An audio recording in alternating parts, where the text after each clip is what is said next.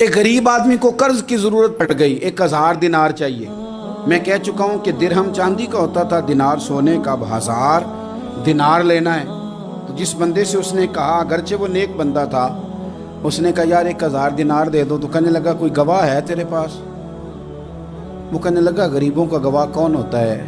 ہاں ایک گواہ ہے۔ کہا کون؟ کہا میرا رب، وہ تیرے اور میرے بیچ گواہ ہے۔ اس نے کہا کوئی کفیل، اگر تو پیسے نہ دے سکے تو وہ بعد میں دے دے، یا تجھے کچھ ہو جائے تو وہ دے دے۔ اس نے کہا کفیل بھی میرا اللہ ہی ہے، میرے پاس اگر ہے تو رب کریم کا نام ہے، اگر اعتماد کر سکتا ہے تو کر لے۔ بندہ نیک تھا، اس نے کہا رب کے نام پہ، رب کی کفالت پہ، اللہ کو گواہ بنا کے میں تیار ہوں تجھے 1000 دینے۔ اس نے 1000 دینار دے دیا، وقت واپسی کا طے ہو گیا۔ وہ چلا گیا پیسے لے کے۔ اس نے پوری محنت کی کہ میں نے وقت پہ پیسے لوٹانے، پوری محنت بھی کر لی، اللہ نے مدد بھی کر دی، پیسے بھی اس تاریخ کو اسے مل گئے۔ بعض لوگوں کا تو لوٹانے کا دل ہی نہیں نہ ہوتا۔ فرمایا حدیث پاک میں کہ تو لوٹانے کا ارادہ کر، رب تیری مدد بھی فرمائے گا۔ لیکن یہاں بہت سارے لوگ کہتے ہیں خیر ہے، ارادہ ہی نہیں، تو پھر جس طرح کا بندے کا گمان ہو رب بھی اسی طرح کا معاملہ فرماتا ہے۔ اس نے پیسے جمع بھی کر لیے اور واپس دینے کو تیار بھی ہو گیا، لیکن رستہ بحری جہاز کا تھا، کشتی کا تھا، دریا کے رستے واپس آنا تھا۔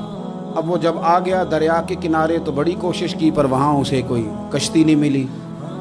وقت پہ پیسے لوٹانے ہیں، سفر کرنا ہے، اب سواری میسر نہیں ہے۔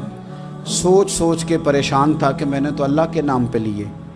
اچانک دل میں ایک تجویز آئی، اس نے ایک لکڑی لی، لکڑی کو اندر سے کھولا، 1000 دینار اس میں بھرا، بخاری پڑھ رہا ہوں، اور ساتھ ایک خط بھی لکھا کہ یار میں پیسے پہنچانا چاہتا تھا پر مجھے کوئی چیز نہیں ملی دریا کے اس پار آنے، اللہ کے نام پر تیری طرف روانہ کر رہا ہوں۔ اور یہ کہہ کہ وہ لکڑی دریا میں رکھ دی، وہ لکڑی ڈوب گئی ہے، واپس آ گیا۔ وہ جس نے پیسے لینے تھے وہ عین مقررہ وقت پر دریا کنارے آیا۔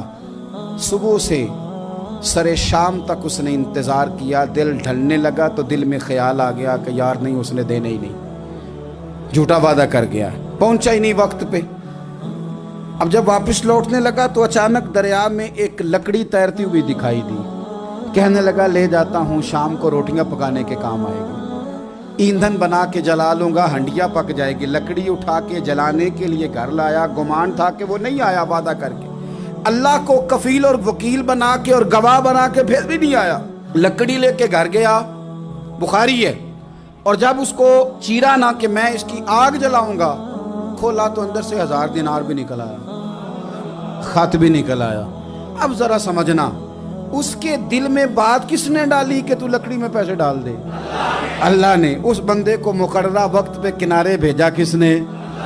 لکڑی صرف اسی کے ہاتھ آئی تو یہ بندوبست کیا کس نے؟ اللہ نے۔ گھر جا کے چیری تو پیسے بائی حفاظت اس تک پہنچائے کس نے؟ تو پھر ہمیں بھی توجہ اللہ کی جانب ہی کرنی چاہیے، ہمارے پہ دل کی توجہ رب کی طرف ہی ہونی چاہیے نا، ہمیں ادھر ادھر جانے کی، دیکھنے کی، بندوں پر غور کرنے کی ضرورت کیا ہے؟ وہ پیسے پہنچ گئے، یہ وہاں اپنی جگہ پہ پریشان تھا، اس نے 1000 دینار اور جمع کیا۔